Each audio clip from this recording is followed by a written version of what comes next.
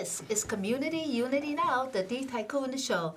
This is Bill Morton, President of the Rogers Park Chamber of Commerce, and I am Trudy Leong, Administrator of the Rogers Park Chamber of Commerce. Our guest today is Jose Luis Morales. He is a management coach, and he has so much information we had to have him an extra week. So, Jose, when last week after the show ended, you spoke about what inspired you to go on this road. Are you able to describe to us like how it is that you became a management coach? Hi everyone. So my journey or my discovery of myself started after COVID. And I think not just me, a lot of people start seeing life in a different way. We start questioning ourselves, what what we're actually doing. And this what started guiding me to look inside myself and everything that what I was doing and all my patterns. And that's what it took me to personal development to begin. Because as I mentioned to you guys at the last time that I was here, in order for us to be able to lead others, we need to lead ourselves first. So I had to immerse myself into all this self-discovery to find out who I truly was. And kind of like the most important thing of what I'm trying to open the eyes to leaders, business owners, that everything starts with a why. And I mentioned to them in a presentation at Rogers Park that if you guys have a chance to read or listen, the Everything Starts with Why with Simon Sinek, there is a really important book to read because it's going to question yourself, why are you in business? Why are you doing what you're doing? If you're a manager, same thing. It's gonna start. Your brain is gonna start questioning you. Why is exactly that you are in the industry? So to me, this where it was something else before. They start triggering my brain to ask me all those questions about myself.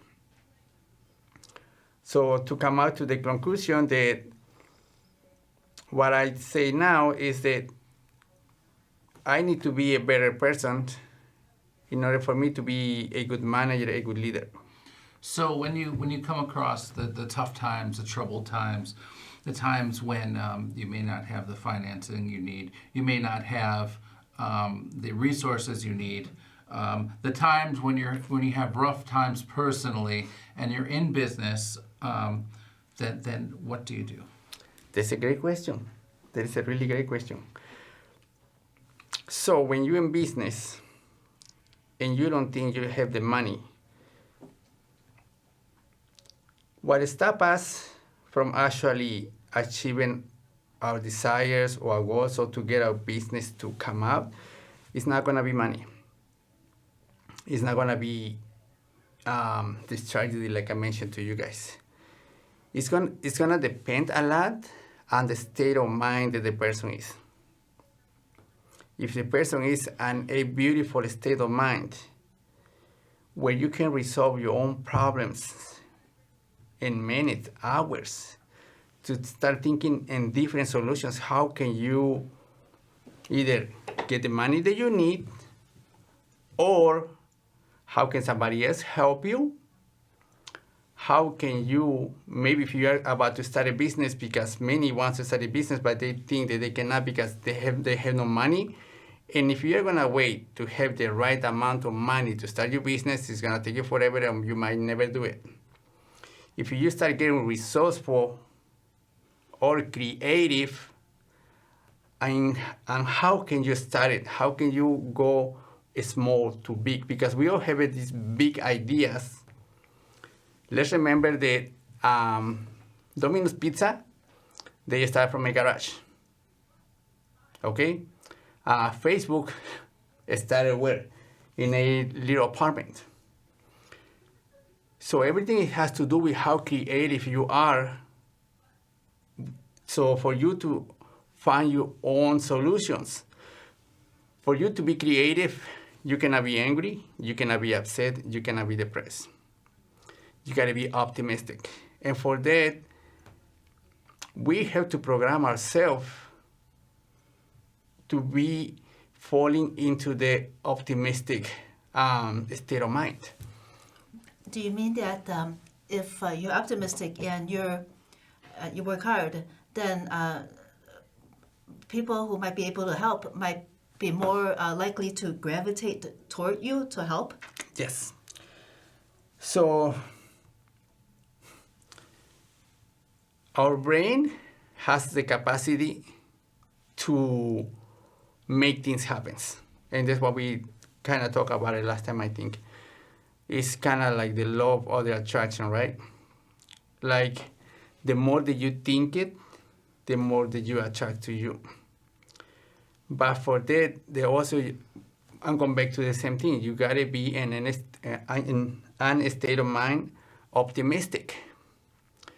So people can see on you what is your mission, what is it that you're trying to do it. And then right now, the client that I'm helping, the person that I'm helping, it's so beautiful to find the kind of people that has find their why and start their own journey.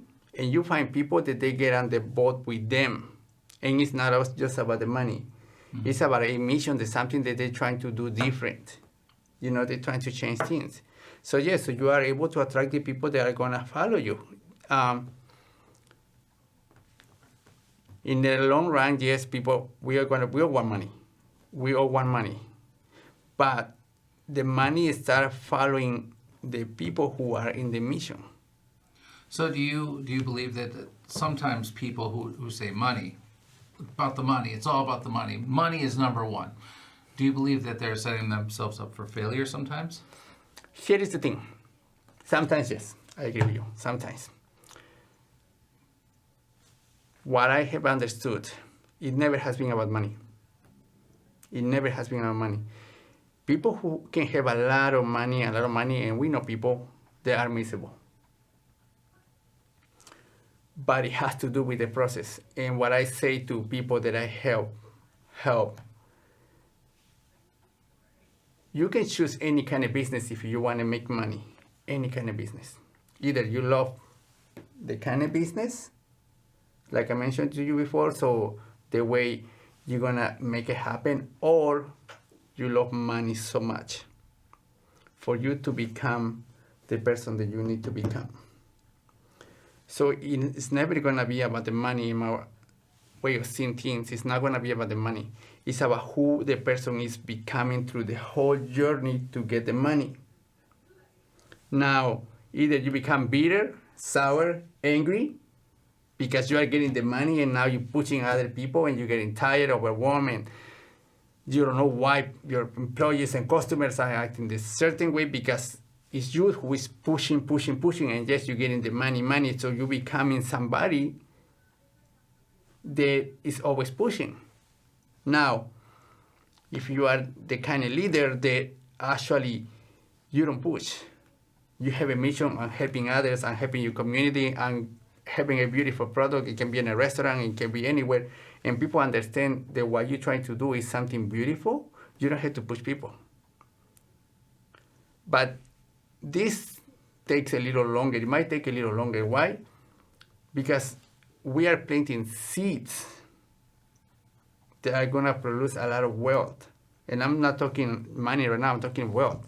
Being able to enjoy the journey since you started. Because I think when people is doing what they love and they know why they do, they are able to start enjoying the journey as soon as they get on the boat. And nobody knows where we're going to end up. How did you find what your journey, how did you find what you want your journey to be? How? First of all, we all want to know what is our purpose. And we read books and we question ourselves a lot, right? What is my purpose? What is my purpose? One of our purpose is to thrive and serve others. That's our main purpose. Now, people has abilities, has skills, has gifts. If you learn to develop those things, you can go a long way. And that's how I think that we are capable of opening any doors. If people start learning to develop their own gifts that they have, the skills that they are good at it. But right now, just having the gift and having those skills is not enough right now. It's not enough. People need to have we need to put the extra work to develop them far more. Because there are a lot of skillful people right now, but they just think that by having the skills, it's going to be enough. It's not going to be enough. In other words, you said that serving others or helping others is what makes you feel that you succeed. And I see that because when I do a good deed, it does make me feel very good. Yes. So what we have forgot is that we are not here for ourselves. We are not. We are here to help others. And who has a business, any kind of business, has the blessing and the opportunity to be able to look after others. Let me ask you a question. Mm-hmm. When you realized that this was your journey, what was it like the first person that you helped? You must remember that. The first person that you really helped. The first person that I really helped, myself. Okay? Getting out of these negative emotions, negative thinking of my employers, negative thinking of my employees when I was a manager, negative thinking of my wife, negative thinking of myself. Being able to transform my life from black, I'm not white, but I'm gray now. I'm in an area where I have taken responsibility of my life. And knowing that the only one who needs to be in a constant change is myself for me in order to be able to help others. Now, I do have an experience where I help somebody else. She used to be my employee. She used to do Uber. She used to do Lyft. She used to work in a restaurant. She used to work as a soccer coach. She barely had a time for her kids. She slept like 4 or 5 hours, I think. Poly worker. And one time we were talking about everything that she was doing it. So I mentioned to her, hey, so if you love soccer so much, you would like to help kids, because you say when you have been coaching soccer field, you actually love it. So why don't you take some courses so you can prepare yourself better and you can actually dedicate yourself to teach kids in soccer? And this is not only something about you, this is other to help the community and kids that actually need, something for them that is good. She's like, oh, that is a great idea. I was like, try it. I mean, what does it take? 2 months after, she already quit one of I don't remember if it was Uber or Lyft. She quit one. Later on, she quit the other company. And last year, she came to visit me. And she came to thank me because she's like, wow, thank you so much for opening my eyes to this thing about soccer that I could be a coach. Because now she has a great job and she is even starting to start her own company. She got hired for a really good company where they were able to pay her enough to take care of her family and forget about everything else she was doing. She started to find some joy, some freedom on her time and be more able to help her kids. So seeing those transformations is really, really important. Yes. Well, when you helped her like that, was she thinking about advising others that this really works? Does the message spread? the message that you sent. So yes, so let's say that we help each other because she also opened up my eyes to me that what I was capable of doing it, and she was the one who mentioned to me, I think you're in the wrong business. That's what she told me. I think you're in the wrong business, and they love me because they love me at my last job.